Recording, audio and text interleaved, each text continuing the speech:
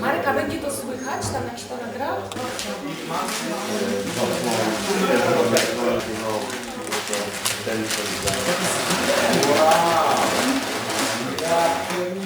Może po prostu po pokazie. Tak, to będzie rozwinięty następny. Tak. Chyba zostanie na razie. Czyli trzeba było otworzyć. Można rozłożyć tą wszystką. Jedną można rozłożyć tutaj.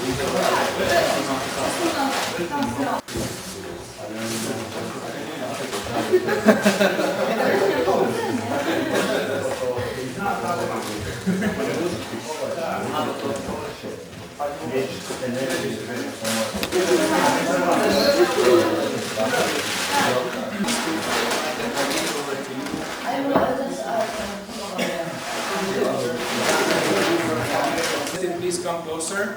If you're not interested, then don't come closer. What's that? Okay.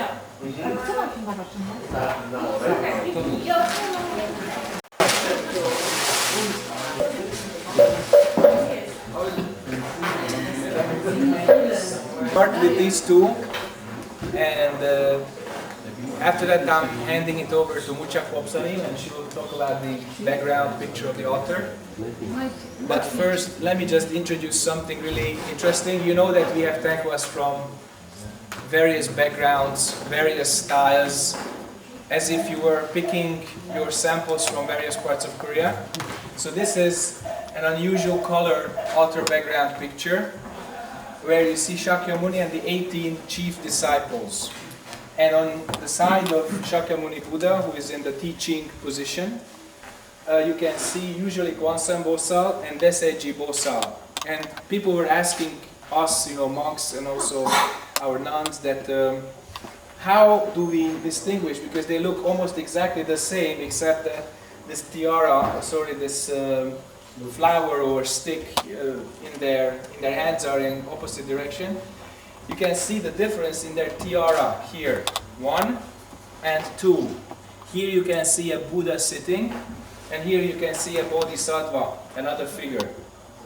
So the mother of Buddhas is Gwansan Bosal, and Deseji Bosal is the other one, with the other Bodhisattva in the headpiece. Here you can see Mahakashyapa, the old man. Okay, I cannot identify all of them, but usually they have strong protectors, not as big as the whole altar, but it's Chinese import. Okay, the way they look is like Chinese warriors in the 4th, 5th century AD.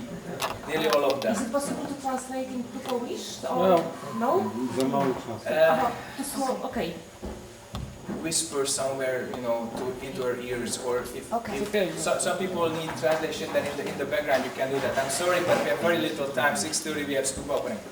So this is really interesting, because normally the black background is for the protective deities altar, like for this one and for that one over there. Okay. And what is really interesting on the Buddha, let's deal with him a little bit.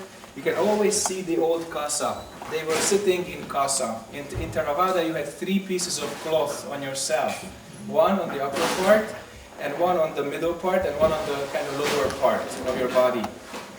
And the 3 kasas are kind of united here. You can see it, how it works. And this is actually an old yoga mudra. This yoga mudra is actually directing the energy up. So all these are actually functional. This indicates the openness of your crown chakra. This is actually your aura, your very calm and clear energy surrounding you. Okay? So these are not really ornaments. These are, I would say, functional observations of states of meditation. That's why they are unanimously everywhere. And also, he is always holding his hand here, and that's his center. That's the Tanjon. You can see also meditation Buddhas sometimes with the Mahamudra. And you can also see when Shakyamuni kind of puts his hand on his knees, like over there. That means I summon the earth as witness that I have attained awakening. That's the meaning of that gesture. I summon the earth to be the witness. Okay, basically, here you can always see in the hands of the protectors the sword. And here this is usually, it's either a pagoda or a vajra, the symbol of the universe. And here what this really is, I cannot really recognize. This can be a flower, this can be a lot of stuff, like a lotus. But basically this means the two pictures or the two figures together protecting the enlightened mind. That's the point. These protectors are not somebody's security guard, okay? These protectors are really protecting the Dharma. The earth is not a user-friendly place, and the earth is not a Dharma-friendly place by default. So the Dharma needs protection.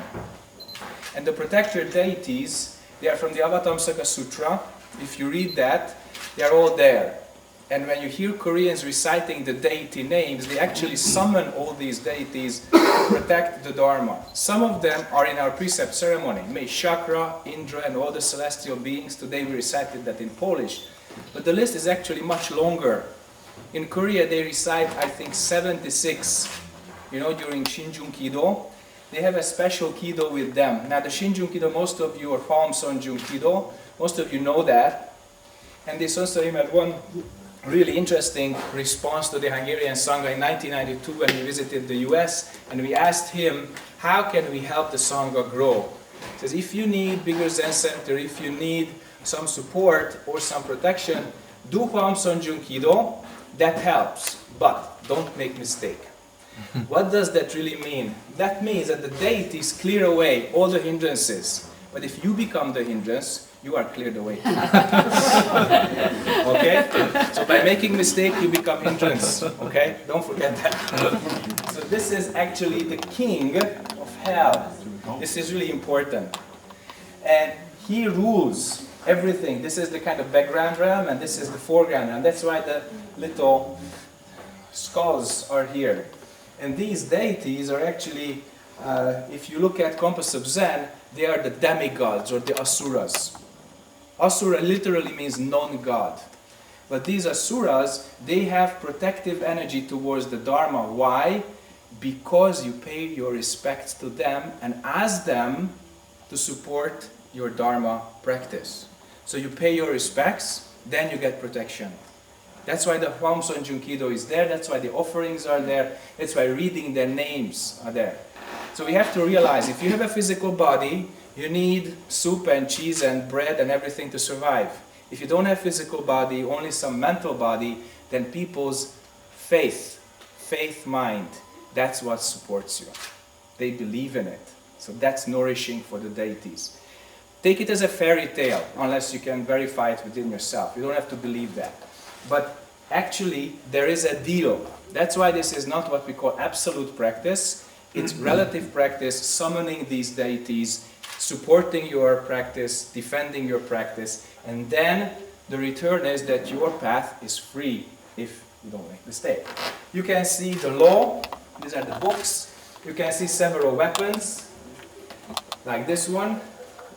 And if you look at other Shinjun pictures like this, here this is getting really tough. I mean, everything's red, except the weapons and the faces. See that? All the swords, the machetes, these special lances, and this is actually the chief, okay? The chief warrior. And if his command actually wills it, then these people can send all the hindrances out of sight, also to lower realms.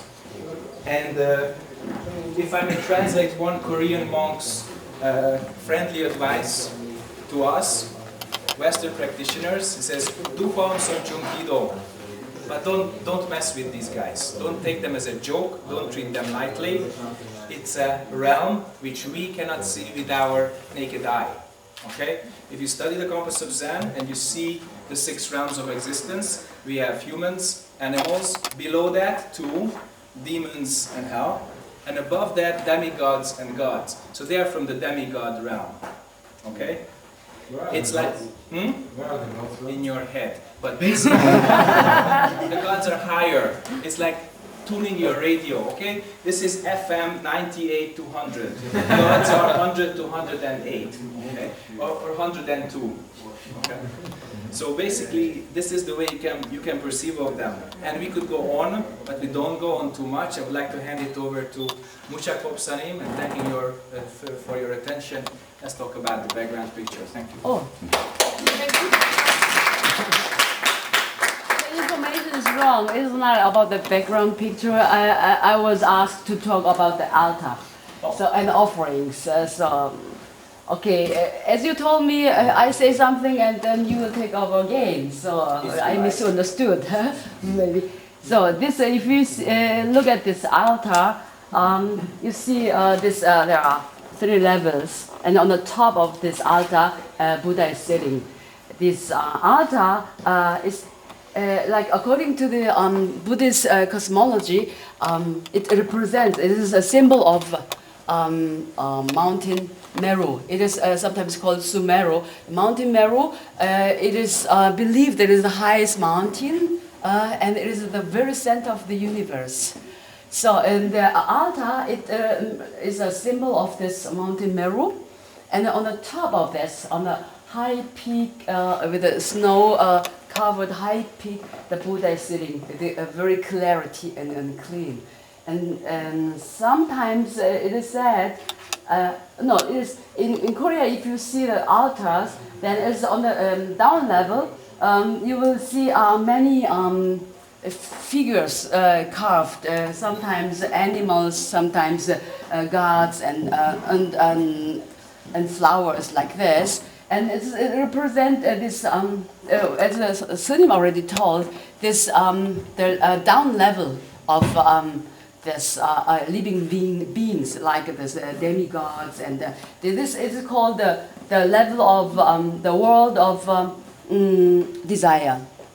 World of desire. So many this animals and demigods and ghosts, and this it represents this down level. And the middle level, there is the world of form. That means the gods and these beings who attain some knowledge but not fully awakened. This in the second level. And the higher opposite level is formless, the world of formlessness. It is fully awakened. So that is where the Buddha resides. And I remember this son talking to me. One day I was sitting next to him in a car. We were on the way to somewhere else, and this son told me one story.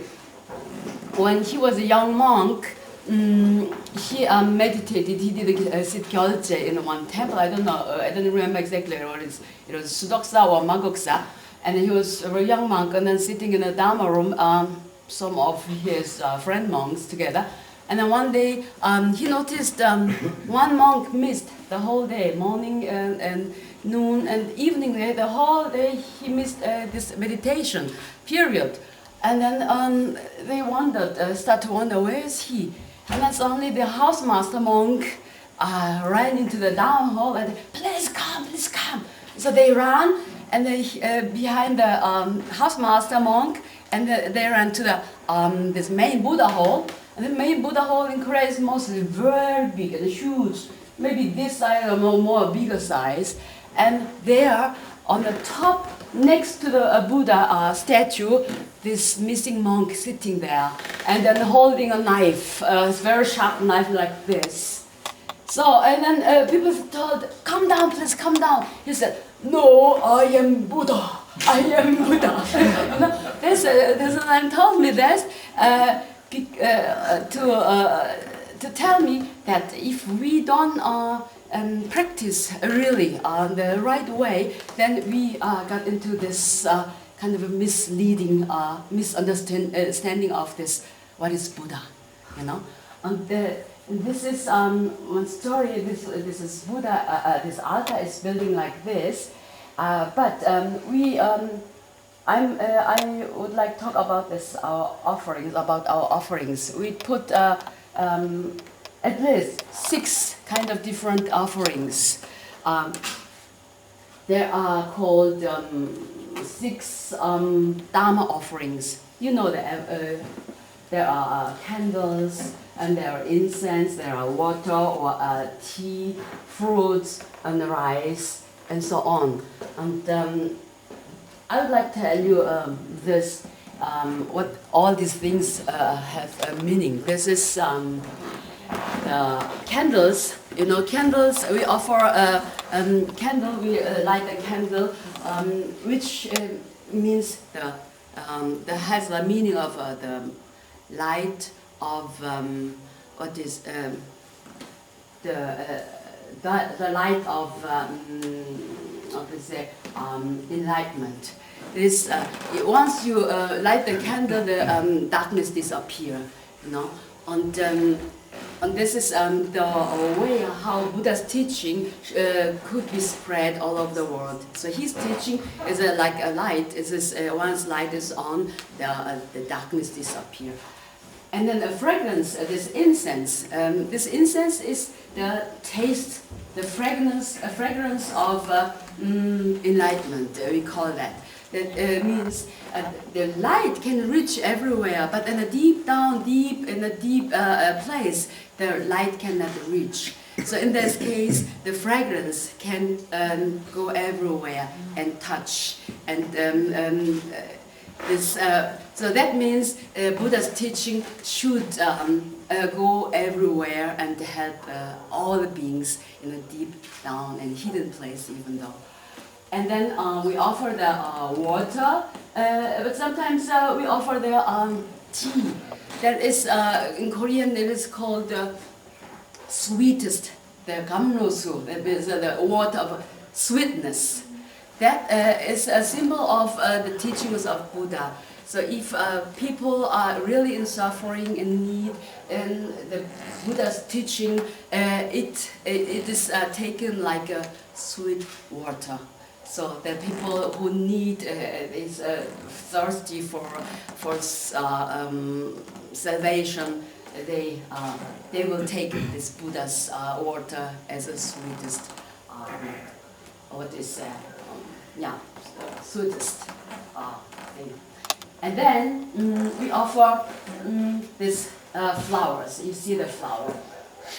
The flower is we call the beauty of trying mind, the beauty of struggling. So everything before it comes to a fruit, it comes to a seed. There are flowers. The flowers are blooming. So that means the process. We try to do our best. We do our best to get this fruit. So that means before we just want at once have enlightenment, have this awakening. There is necessary to put real try mind and keep doing mind and practicing further. And that this flower symbolize the deeds, the beautiful deeds and actions of bodhisattvas. It is often in Buddhist countries, this bodhisattva actions and trying mind, it is represented with this very colorful flowers. So, and then we offer the fruits. We see the fruits. So that this after this struggling and hard trying mind, there are fruits. Why we do offer this fruit is our big wish that we at the end come to this fruits. We at the end come to the taste of this fruit of big awakening. And then here we don't have, but mostly in the temple, in Korean temple, and in Wongansa, we offer rice. Yeah? Rice is you know, this is the same, like the same meaning like this fruit. This is the joy of harvest. We try spring, summer, fall time. We try hard and hard to practice and for this awakening, for this this one word. And then at the end we go to this the harvest. We harvest the rice, this corn. That means with this offering we express our big wish that we would like to have this, get this the time, the joy of harvest, and that means our big wish to have to get enlightenment and then save all beings. And then I forgot once the candle for me is the very important meaning, extra meaning. It means the candle. If you put light the candle, then it gives the candle gives light. But at the same time, the candle burns himself. And disappear, and during this candle disappear, it gives much light. That is the same with Bodhisattva action. And this is all these meanings of offerings we put on the altar. That okay. So I think that I am good in time.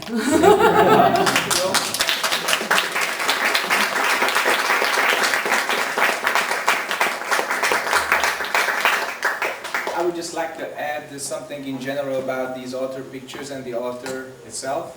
And then we'll have a few minutes for questions because at 6:30 we have the stupa inauguration ceremony. Basically, when Westerners look at Asians who bow to these statues and place offerings before these pictures, they are worried. What kind of cult is this? And basically, it comes from not understanding the way. That's why Buddhism is a Western term. But in the Orient, in Asia, they say Bul Kyo, the Buddha's teaching, or Bul Do, the Buddha's way. There is no ism out of it. That's really important. So how does that relate, this kind of view that it's a path to these pictures and the Buddha statue?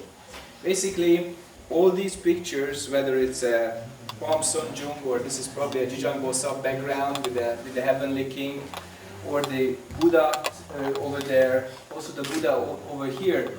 If you see the 10 directions, the 6 realms of existence, and the 4 realms above the threshold of birth and death, Pratyeka Buddhas, Shravakas, Bodhisattvas, and Buddhas. That's 6 plus 4 altogether. We, in this body, understand only one by birth, human. Not even that. Look at human beings, how frail we are and how not kind of clear we are about our own way.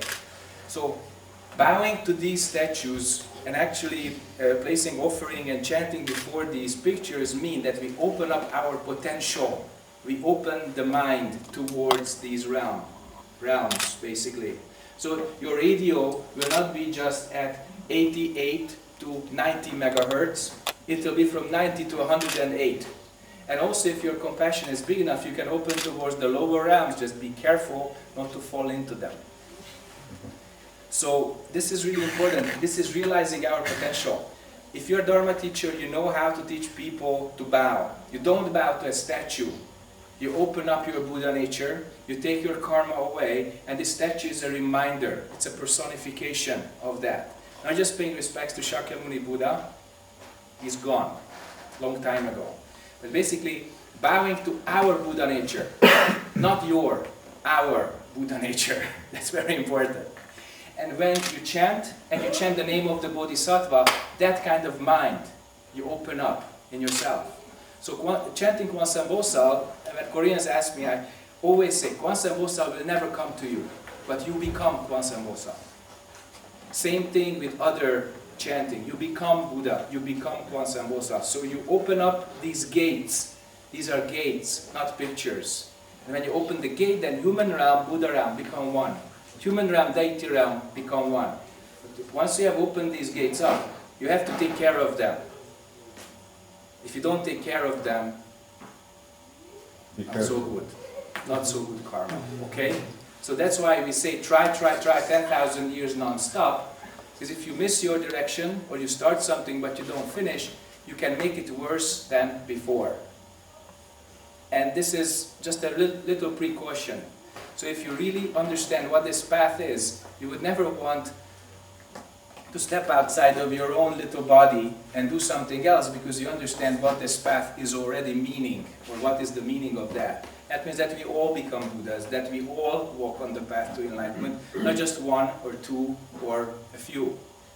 And these objects are actually helping us. So we can talk about them from the point of view of iconography, structure, whatever, but ultimately these were all designed to help you wake up. Any questions? What kind of what kind of mistake you can make, like chanting to Sanju? Okay, Huam Sonjung, like a stupid example. You place an altar on, altar Huam Sonjung, lots of fruits, offering, etc., etc., and you chant for protection. And then after chanting is over, you take off an apple and just throw it out of the window. Don't do that. Or you just take an apple and just eat it yourself. Don't do that. Once you have offered it to the deities, place it before the whole Sangha, share it with everybody. That is correct. So after, just be correct. Keep your direction, keep your precepts, be the correct person, and that's it. Okay, this is outside mistake. How about inside mistake? Inside mistake, you don't believe in it. You don't believe in it, you're wasting your time. Then your mouth chants, but your mind doesn't chant, and your heart, no way. Okay? Okay. Okay. Gordana? I will have a question about Huan because I was in Korea, and in the Korean temples, I saw the Huan Sonju all the time is on the right side, not on the left side. Does it have any meaning? Well, maybe for us, maybe Sunil, that Korean Sunims asked me also about. Yes, I also would like to ask Korean Sunims about that. Actually, it doesn't really matter. There's a tradition that they always put it on the right-hand side. You also was showing the right side, you know? I was turning around because originally Okay. no directions. We make directions, so out of certain you can pick certain directions, that's okay. But if it happens to be that this person is already here, and the Huam Sonjung was over there, no big deal. Only chant. Remember the Kwanzaa Umbosal and the Kwanzaa Ombosal problem? Just do it. More questions? Last question. Maybe one to Nami Kopsan, I'm sorry, Mucha Kopsan. Okay, let's prepare for the ceremony. Thank you for your attention. Thank you. Thank you very much.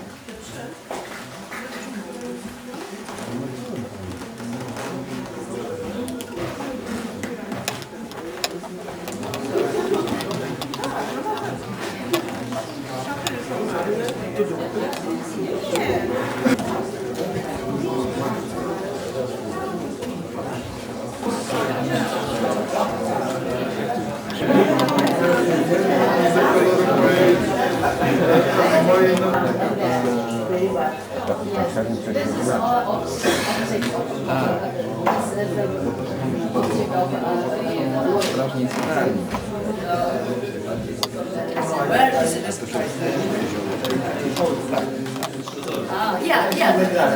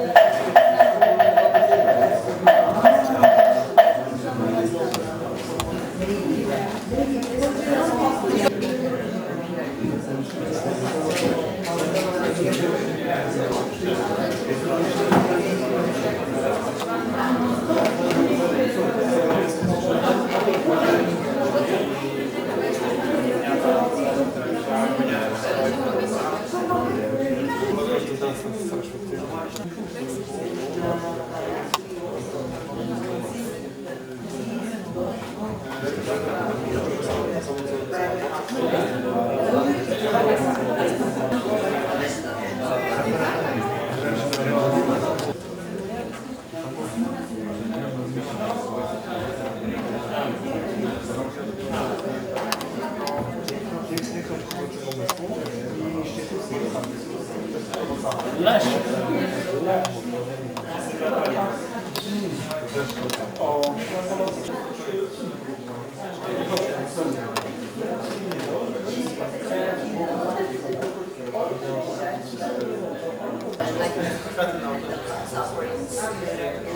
these sufferings, they are joking or something.